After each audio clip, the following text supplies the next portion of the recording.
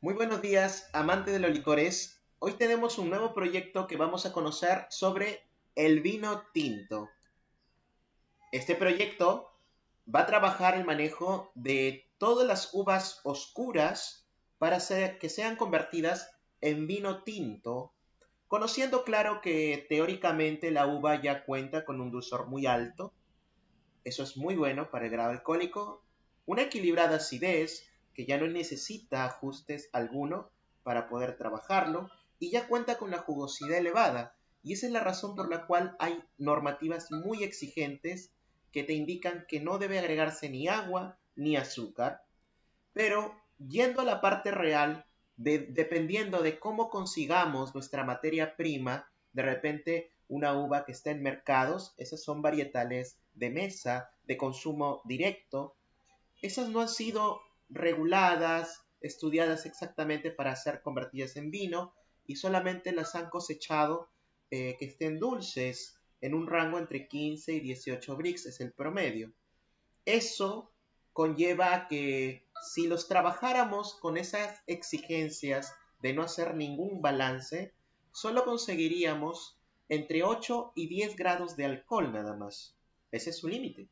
Aunque la acidez que está un poquito elevada por el hecho de que no ha llegado a su estado de madurez está un poquito más alto, aún así estaría dentro del rango para que pueda fermentar.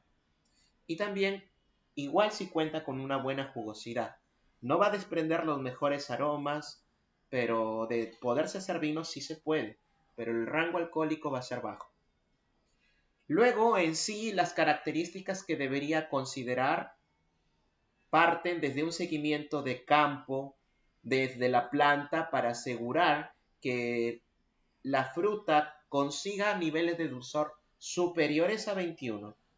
Si se puede llegar hasta 23, 24, excelente.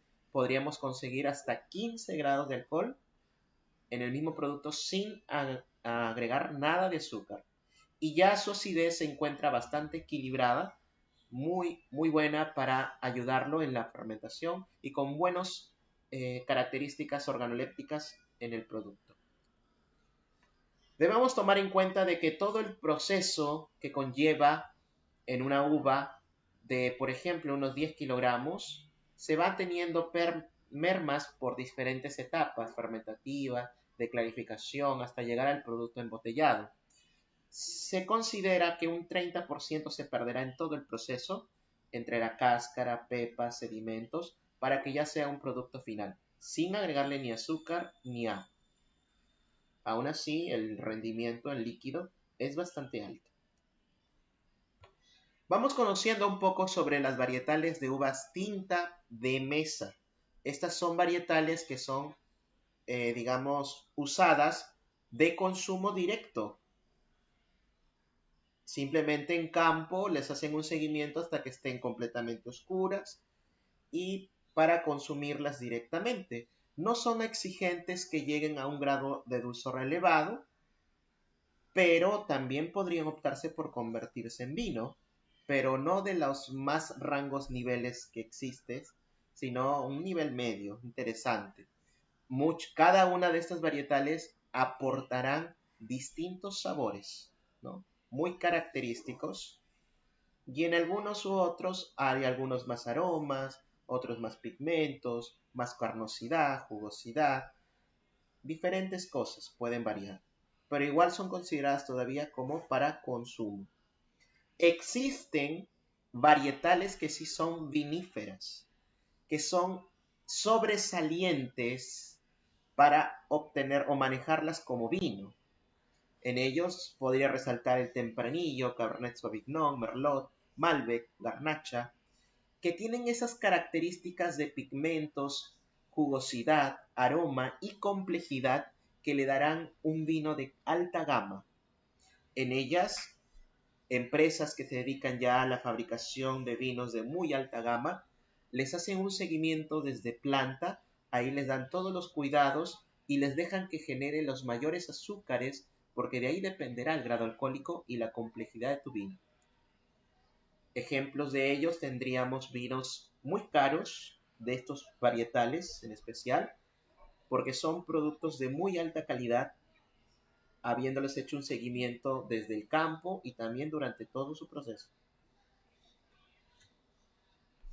Por clasificación en dulzor, en Perú podríamos denominarlo en 5 categorías: secos, semisecos, abocados, semidulces y dulces. Pero de manera general, algo más práctico, o lo dividen generalmente en 3 categorías nada más. Secos, donde no hay azúcares, que podríamos indicar que están en promedio a unos 7 Brix, si se midiera con un refractómetro. Semisecos, cuando ya cuenta con un 4% en azúcares residuales. En la lectura del refractómetro podríamos estar en los rangos de 10-11 Brix. Y cuando son vinos dulces, arriba de 8% de azúcares, ya estarían ya estando en los rangos arriba de 12 Brix o más, ¿no? Pero en promedio podría ser que se ajuste a 15, 16, 18 Brix. No hay límites en realidad, pero ya entra en la categoría como dulce. Clasificación por edad, también se podría considerar que de acuerdo al vino, si no es un vino tan complejo, que no convendría hacerlo madurar tanto, y son vinos rápidos de fabricación, que estarían en los rangos de 2 a 6 meses, se llamaría vino joven. Un vino que no ha tenido la necesidad de hacerlo evolucionar más de 6 meses, ya que no cuenta con la complejidad requerida, ¿no? En cambio, cuando se habla de vinos de crianza, ya se les ha hecho un seguimiento para que el vino evolucione en un largo tiempo y genere complejidad, ayudados del mismo evolución o también ya de la barrica de roble. Hay vinos de crianza, categoría reserva y gran reserva, cuando ya se deja madurar casi 5 años en total, dividiendo un poco en barrica de roble y un poco en botella, ¿no? Entonces son categorías que vamos a verlo según la etapa, según el tipo de uva que tenga la disposición de poderlos llegar hasta esta categoría. Vamos a conocer el proceso de elaboración del vino tinto. En este caso, parte siempre desde la vendimia. Los productores siempre se tienen que tomar en cuenta, ir monitoreando en campo cuando llegan al nivel requerido de azúcares para recién empezar con la cosecha. Y para eso hay instrumentos como el refractómetro que te permite ir midiendo esos azúcares que va ganando. Entra en una etapa donde ya la uva está completamente oscura, que eso va a ayudar a que genere de esa manera el vino tinto y también tenga ya el estado de madurez requerido. Vamos a comenzar que en este caso el proceso de la recepción siempre debemos tomar en cuenta de que hay algunas impurezas, por ejemplo en un racimo, siempre debo ver que no tenga ningún daño, pudrición, aplastamiento, asegurándonos que el buen estado de la uva nos dará también una muy buena calidad en mi producto final. El siguiente paso sería el despalillado. El despalillado tiene que ver con la separación del esqueleto que sostiene cada racimo. Cada racimo cuenta con un esqueleto, bueno, con diferentes granos, y todos esos granos están, digamos, sujetados de un esqueleto, de un palillos, que esos palillos deberían retirarse del proceso porque cuentan con amargor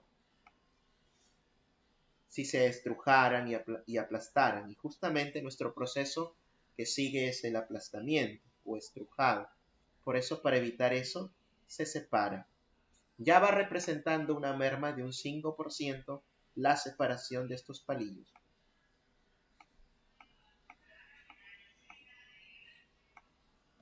En este caso, se tendría que hacer de manera manual para un manejo artesanal, y si no, ya en un manejo más continuo, hay maquinarias que hacen ya este proceso y a la vez lo estrujan.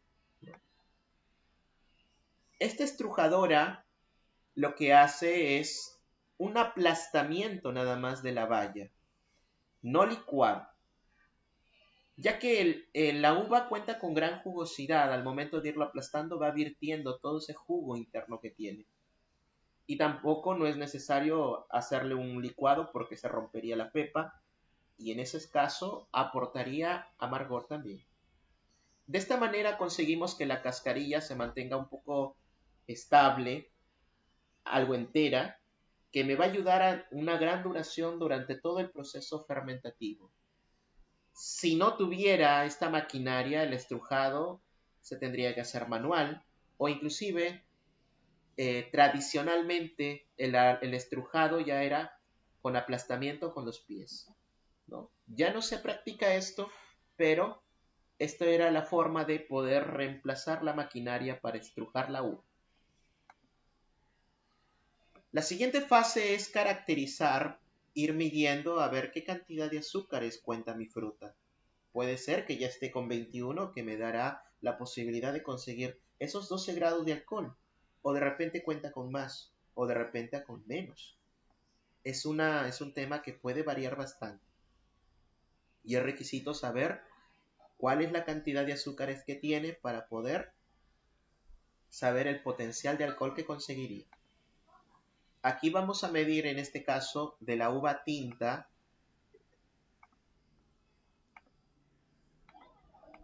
A ver, vamos a tomar aquí un poco de muestra. Solo requerimos unas gotitas ahí en el prisma. Cerramos. Este es un refractómetro que no necesita pila ni nada. Solamente miramos hacia la luz y me va a dar una franja de color. En este caso, en el cambio de color de azul a blanco me marca 17 Brix. Esta es la cantidad de Brix que tiene esta uva, la que he escogido para este proyecto. Es una uva de mesa, justamente, no es una uva vinífera. Por eso se deja ver que no ha sido monitoreada en campo y sus niveles de dulzor son bajos. Con esta cantidad de azúcar, si no se agregara nada más, solo conseguirías entre 9 a 10 grados de alcohol como máximo. Eso es su límite. Entonces, ahí viene aquí dos disyuntivas, ¿no? La normativa te dice que no deberías agregar nada de azúcar, pero si no le agregas, no consigues los grados alcohólicos que tampoco serían correctos dejarlos en 9, ya que el mínimo es 10. Por ambas cosas estás incumpliendo. Y en ese sentido, convendría mejor incumplir en este caso, aplicar una corrección que se le denominaría chaptalización, que es corrección de azúcar, para conseguir ya la cantidad de azúcar necesaria y llevarlo a 21, como un promedio que me ayudará a conseguir entre 12 y 13 grados de alcohol. Aquí tenemos un balance de mezclas, que este es el balance real que me permitiría saber la cantidad precisa que necesitaría para poder obtener esta cantidad la cantidad de azúcar para llevarlo a 21. Tenemos esto, miren, P1 y C1 son los datos de la uva. En este caso yo ya sé que cuento con 5 kilogramos de uva y están a una concentración en Brix de 17. El peso 2 y el C2 son datos del azúcar. No sé qué cantidad de azúcar, por eso va a X. Y la concentración en porcentaje, estamos hablando del mismo azúcar, es 100. P1 más P2 sería 5 más X. Y CT sería la concentración total o a la cual se quiere llevar, que en este caso es 21. Teniendo ya esta ecuación despejando, nos va a quedar que necesitaríamos 253 gramos de azúcar. Agregando, ya tendríamos corregido hasta 21 Brix. Aquí vamos a ver la adición.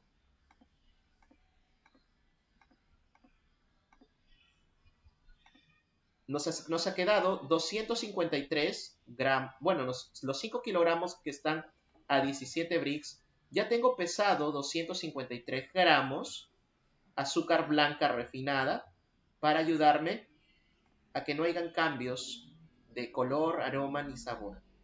Lo agrego, hago una mezcla Y ya con eso hemos ajustado y está corregido hasta 21 brix. La siguiente fase sería la inoculación. Las cascarillas y las pepas hasta el momento siguen ahí mezcladas. Para la inoculación, dependiendo qué tipo de levadura usemos, podría ser levadura de pan. En promedio va 1 gramo a 1 gramo y medio por litro.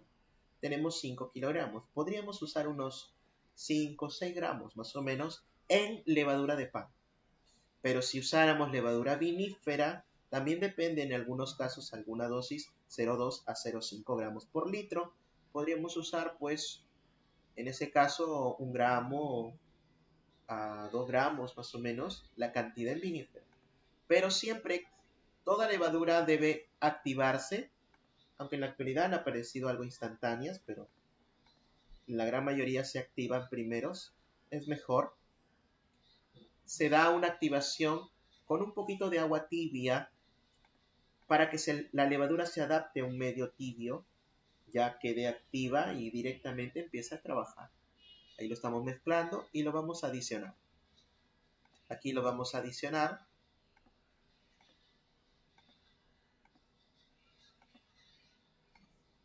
Aquí vamos a homogenizarlo un poco más y ya estaría listo para empezar el proceso fermentativo.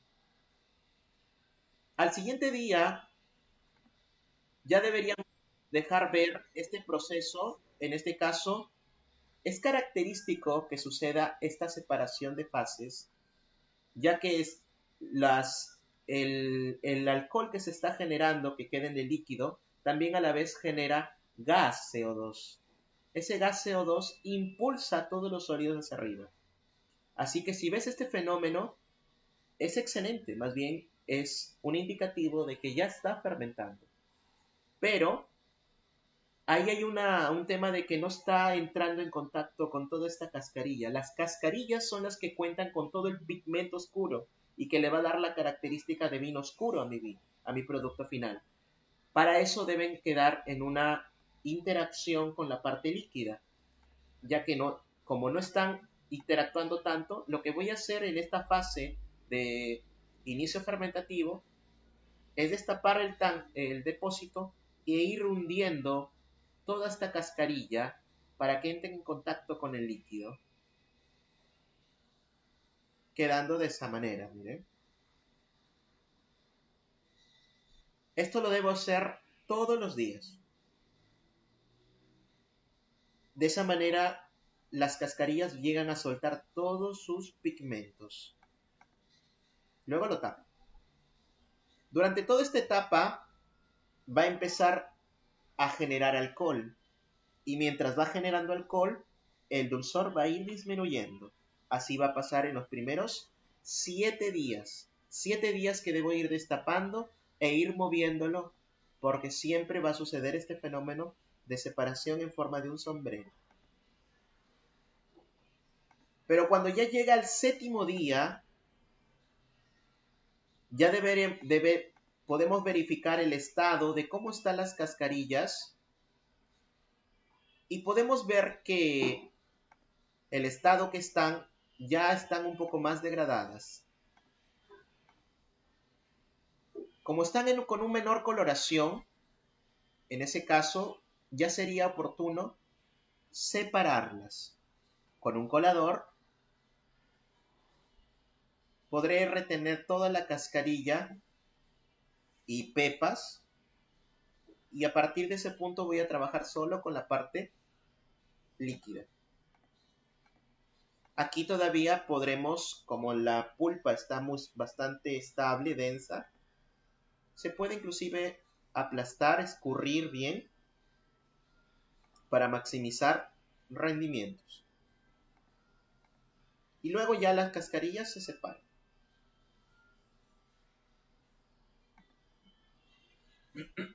A partir de esta fase, el proceso fermentativo todavía sigue, ya de manera un poquito más lenta, ya que los grados alcohólicos que se han conseguido ya han sido la gran mayoría. Puede ser que estén en unos 8 o 9 grados de alcohol hasta en la primera semana. Pero todavía falta que consigan más. solo que lo va a hacer de manera lenta a partir de ahora. Ahora cada vez es más difícil. Pero a la vez también, a la par de la fermentación alcohólica, también va a empezar ahora una fermentación maloláctica que no es en sí de generación de alcohol, en realidad es una reacción de transformación de ácidos, ácidos fuertes, de ácido que era el ácido málico que tiene en su composición, se transforma en ácido láctico, una acidez suave. Eso hace de que el medio vaya aumentando un poco el pH y genere bastante estructura y suavidad en el vino. Es muy bueno y solo se recomienda pues una semana más que de manera natural suceda este proceso. O sea, no tenemos que agregarle nada. Simplemente después que he separado ya la cascarilla, podemos ver aquí pequeña formación de espumita. Es indicativo de fermentación alcohólica y a la vez fermentación maloláctica. Es muy sutil. Durante los segunda semana ya estará culminando. Cuando el proceso haya llevado ya hasta los 14 días aproximadamente, se puede ver que el proceso evolutivo, bueno, los sólidos que tenían ya se han asentado. Podemos ver el líquido más translúcido, ya no hay actividad fermentativa, todo está asentado. Es un indicativo de que ya ha culminado. Si pudiera medirlo con un refractómetro estaría en el rango de 7 Brix. Si lo mido con un densímetro estaría en una densidad de 990. 0.990. Entonces ya podríamos considerar, si es que lo pruebo aunque sea y está seco, es que ya ha finalizado, ¿no? Doy por concluido a las 14 días mi proceso fermentativo y lo que seguiría es separar esos sedimentos que se han asentado. Esos sedimentos son materia orgánica, levaduras muertas, que, bueno, de manera inmediata no son malos, más bien me ayudan a que se asienten malos sólidos, pero no puedo dejarlos mucho tiempo, ya que en un periodo medio se empezarían a descomponer, generando turbidez y también generando algunos sabores extraños. Así que en unos días hay que separarlo. Pero para no separarlo y que se mezcle nuevamente con la parte de los sólidos del fondo, se va a hacer un trasiego de un trasvase en forma de con un sifón. Esto es más que todo solo succionar la parte superficial del líquido a un nuevo recipiente. Podemos utilizar una manguera de 1,5 metros mediana para hacer una succión y permitir que el líquido siga cayendo de manera continua. Ahí podemos ver que ya el líquido está completo, el vino en sí ya está completamente casi limpio, translúcido. Y a medida de que va succionando toda la parte líquida, vamos a ver que en el fondo empieza a aparecer un poco de sedimentos, que son sedimentos bastante fangosos, muy finos. No hubiera sido posible que sean separados con un colador. Preferiblemente se succiona solo la parte superior del líquido y luego esos sólidos son descartados. Este líquido, a partir de este punto, lo último que nos faltaría para asegurar ya su finalización fermentativa y evitar por el hecho de haberlo dejado al ambiente en este momento que suceda alguna oxidación, se va a usar metabisulfito de potasio. Este metabisulfito se necesita solo la dosis de 100 miligramos por litro. En este caso es un gramo por cada litro, un gramo por cada 10 litros, diré. En este caso tenemos algo de 4 litros, solo se necesita menos de medio gramo. Es una cantidad pequeña que hay que agregar y necesaria, a pesar que es poquísima, pero es muy buena. Y hay que respetar esa dosis de 0.1 gramo por litro. Homogenizamos y finalmente lo vamos a vertir en un depósito lleno. Dentro de las buenas prácticas, siempre debemos considerar a partir de este punto ya no colocarle la trampa de aire, dejarlo en un recipiente lleno, ya que el espacio vacío mínimo hará un menor riesgo al no estar en contacto casi con oxígeno, no se oxida. Al no tener espacio libre, no hay aire, tampoco no hay posibilidad de que ingrese ningún microorganismo.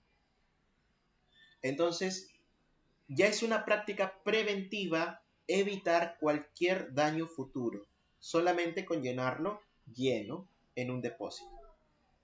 Y luego, por el hecho de haber conseguido un vino de grado alcohólico elevado, lo protege muchísimo. Y encima le hemos agregado el metabisulfito, está mucho más protegido. Así que casi se vuelve imposible de que alguna bacteria, microorganismo pueda actuar. La siguiente fase sería el proceso de maduración. En el vino hay que darle un proceso evolutivo entre 1 a 6 meses. Es opcional. Mientras el plazo máximo de 6 meses ya habrá conseguido el suficiente cuerpo y equilibrio y a la vez se va clarificando. No necesitamos agregar nada más que dejarlo almacenado durante todo este tiempo. Dependiendo también, hay recipientes que van utilizándose, pueden ser de cerámicas, toneles de madera, pueden ser recipientes inertes, acero, vidrio, pueden ser de repente barrica de roble. Estos harán cambiar de repente algunos sabores, estructuras y complejidad en el vino. Pero si consideramos de repente solo un recipiente inerte, igual el vino madura y se equilibra o genera un mejor sabor con solo almacenarlo. Esa es su característica.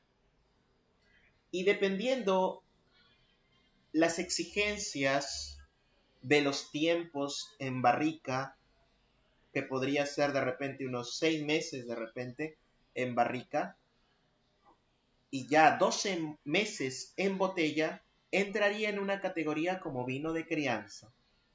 Y si lo extendemos de repente a unos 6 meses de barrica y 18 meses en botella, ya entraría en la categoría como reserva. Y ya si lo pasamos a hacer como casi 4 años de maduración entre barrica y botella, pasarían a ser vinos gran reserva. Luego existen requisitos para que pueda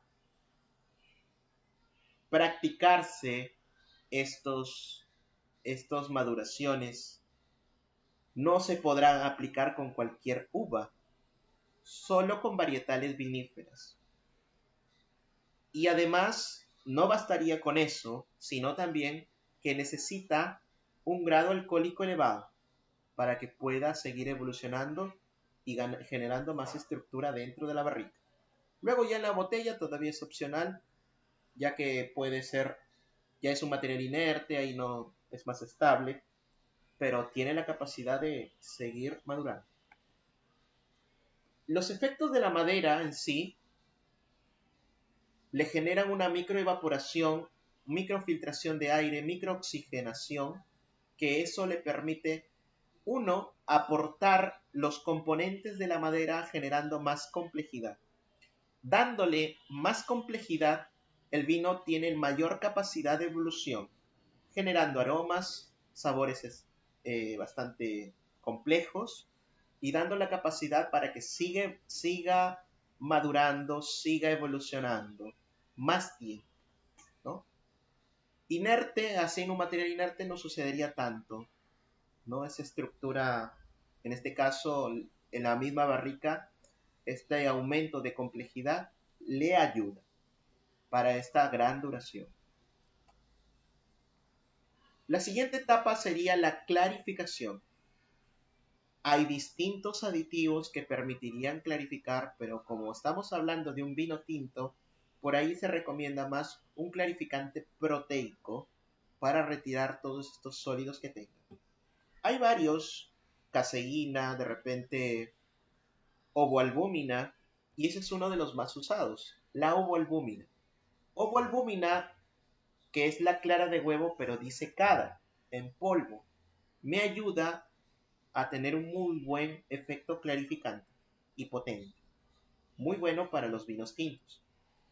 Pero si utilizara clara de huevo directamente, se podría también, de manera algo más simple, pero hay que activarla en constante movimiento, hay que agregarlo, no necesariamente hacer espuma, sino que debe estar en constante movimiento, primero en una parte y luego en el total.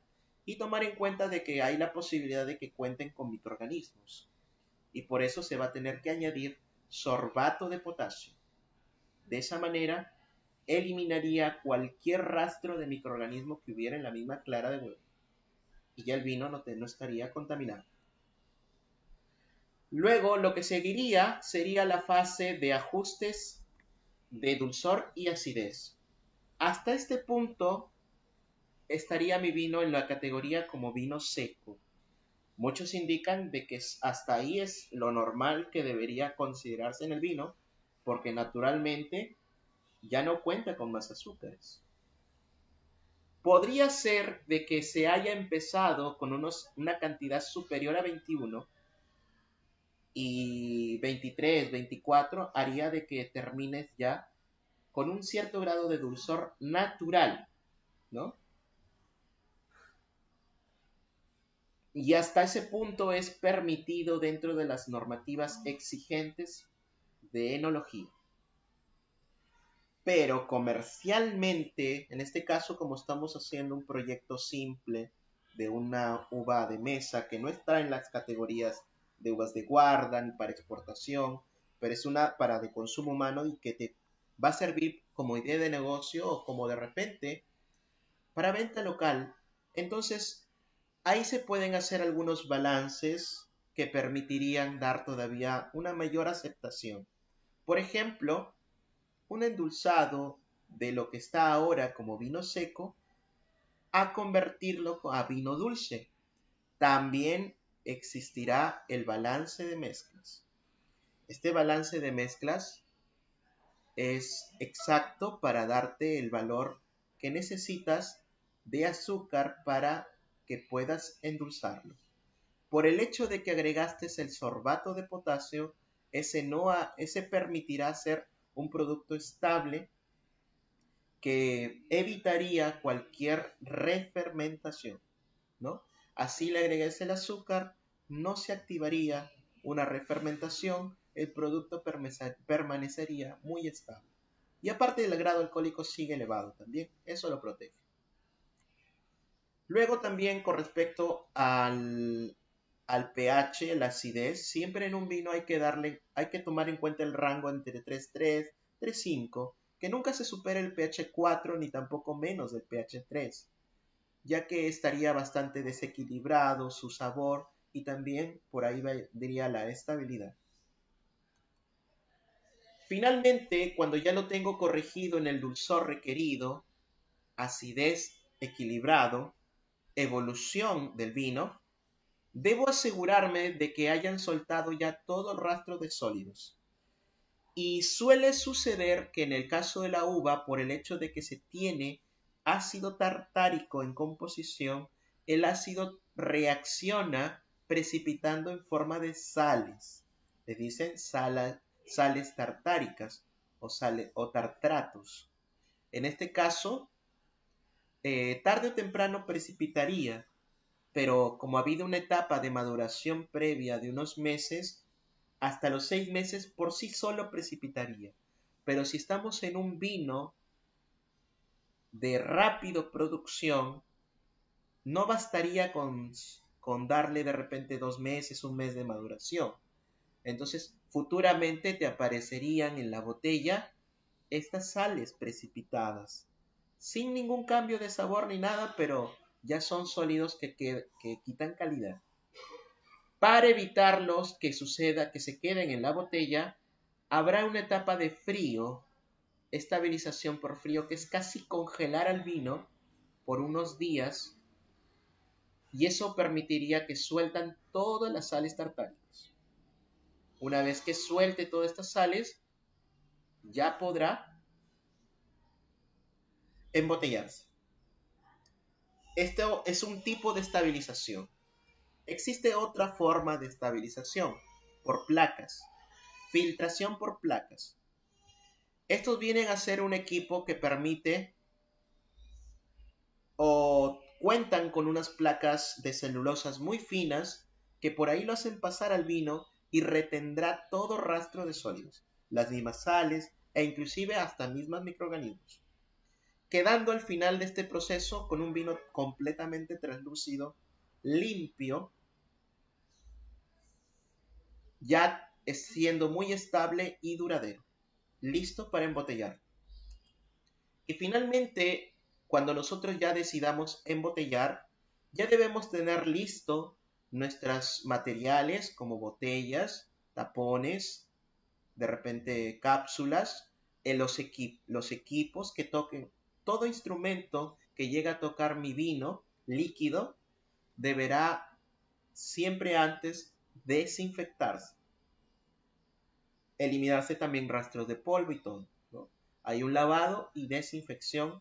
Pueden haber distintos tipos por alcohol al 70%, amonio cuaternario, ácido peracético, cloro, aunque no es muy usado, pero también sería una opción de desinfección. Y finalmente de esta manera empezaremos con el embotellado, llenándolos de repente manualmente si tenemos muy poquita cantidad o ya en una embotelladora simple o compleja. El encorchado es muy bueno para darle una mayor duración en mi vino. Luego, cuando ya está taponado, se encapsulará con las cápsulas que vienen en diferentes colores para darle el diseño final de mi botella. Finalmente, con la etiquetado quedaría mi producto terminado, listo para el consumo. De esta manera, hemos aprendido el manejo del vino tinto. Podemos hacerlo en casa, por aquí nos dejan cualquier consulta que hubiera. Invitarles a los nuevos cursos que se vienen sobre el vino de frutas, que incluirá también el manejo del vino tinto, pero con una mayor precisión de acuerdo a tu disposición.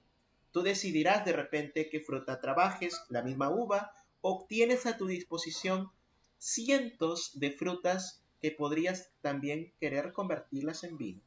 Este curso es muy completo y te va a dar todo el manejo sobre esto.